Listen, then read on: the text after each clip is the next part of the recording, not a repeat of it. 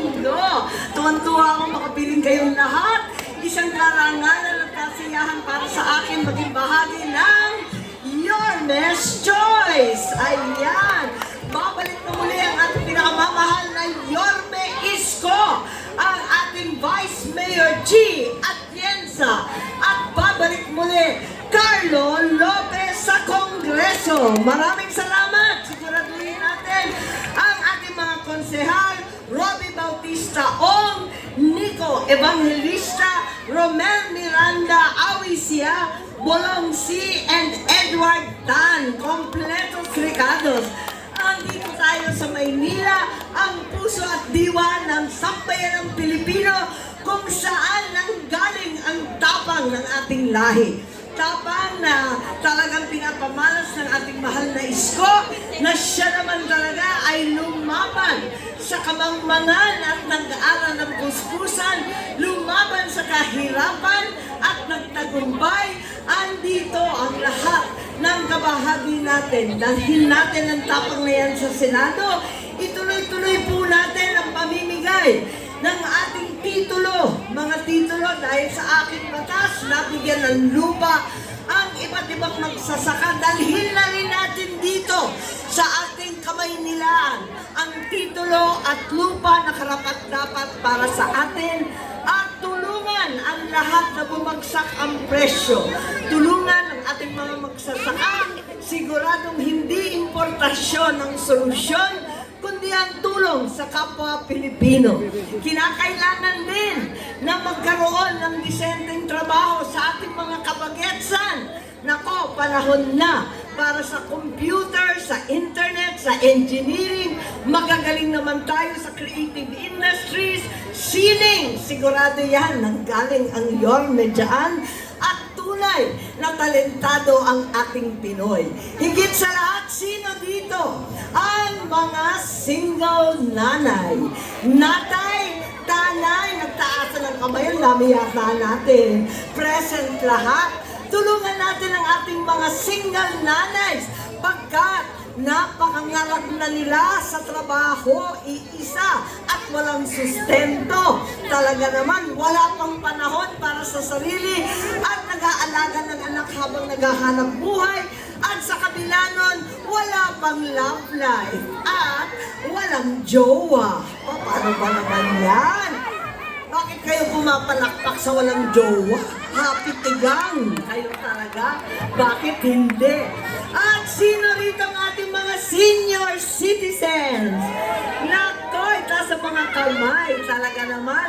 Meron na tayong social stipend para sa pinakamahihirap. 1,000 ang tinatanggap kada buwan para sa gamot, pagkain at lahat. Ngunit sana palawakin pa natin yan para sakot na rin ang ating mga PWD. Bigyan na rin natin pantawid sweldo. Kung may pantawid pamilya, may pantawid sweldo rin. Ang taas-taas ng bilihin ngayon. Masyadong mataas ang presyo, kaya tulong-tulong po tayo. Siguraduhin natin, sino naman ang nakarinig na ng Centenarians Act? Yung aabot ng 100 taon, pero ilan lang naman yun. Kaya pinalawak na natin po, at ngayon, 80 anyos, 85, 1995, tatanggap na rin ng regalo sa gobyerno. Dagdagan natin yan para ipamalas ang pagmamahal natin sa ating mga lola and lola na nag-aruga sa atin. Ayan, tulungan po natin lahat yan. Higit sa lahat, kung mahal mabuhay, mas lalong mahal magkasakit. Naku po. Kaya, yung mga ospital na itinatag ng nanay ko, na Philippine Heart Center, Kidney Center, ang Lung Center, ang Children's Center, gumawa rin tayo ng ospital na ganyan dito sa lungsod ng Maynila. Para napakadali na lamang at hindi nahirap. Sana maging zero balance pa. Kung talagang mahirap magkasakit, mahal mabuhay, mas lalong luho na mamatay. Pambihira naman talagang sitwasyon natin. Nag-iiyakan na, nagluluksa na ang ating mga kaibigan at kababayan kapag namatayan na problema pa kung paano maglilibing. Kaya, gawin na natin ang libreng libing para sa mahihirap. Tama po ba?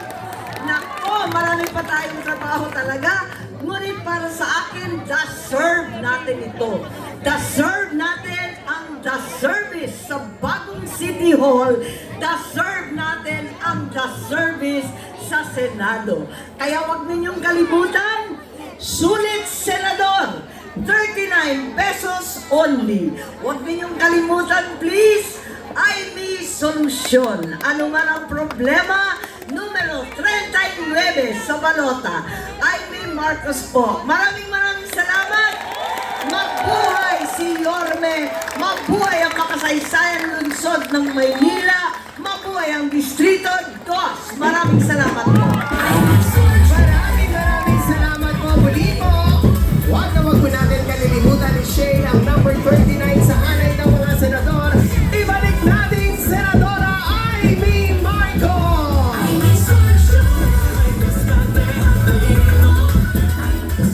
At sa mga pagkakataon po ito, muli po, sabay-sabay muna po nating panoorin ito.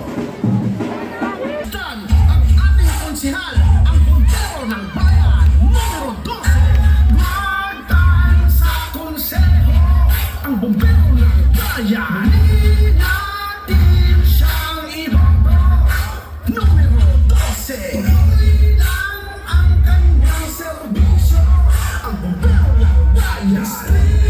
Magsasama tayo, numero 12. Magtan ay muli nagbabalik, muli nating iboto bilang konsehal. Si Edward Tan ng buong distrito 2, halina't atin na siyang ihalal.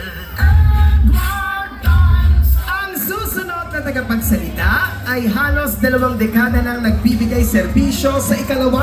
Mula noon hanggang ngayon ay walang tigil at walang sawa ang pag-abot ng tulong, lalo tigit sa ating mga nasasakupan. Ang muling magbabalik sa konseho, ang tinaguriang